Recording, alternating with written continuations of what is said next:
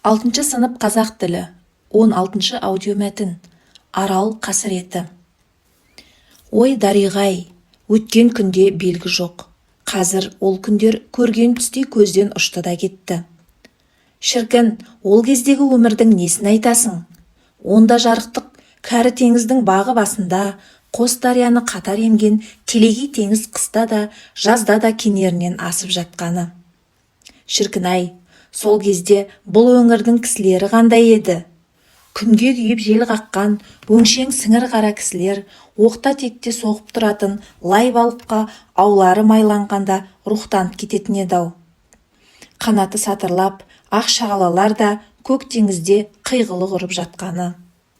Ақ пен қызыл арасында беттақтаймен бірдей боп балыққа толған қара қайықтар бір-біріне құйрықтасып келіп жататын. Сонан бері міне 20 жыл. 20 жылда ел өзгерді, жер өзгерді, ауа бұзылды, осы елдің ішетін суы уға айналды. Теңіз тартылды, суы шағын Сырдария түгіл, ағыны қатты Амударияны айтсаңшы.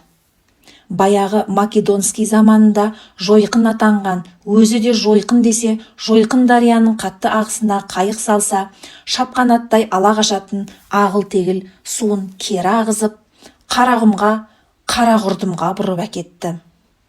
Бас аяғы 20 жылда теңіз жарты ортасынан төмен түсіп кетті. Бұл өңір 20 жылдан бері осылай болып жатыр.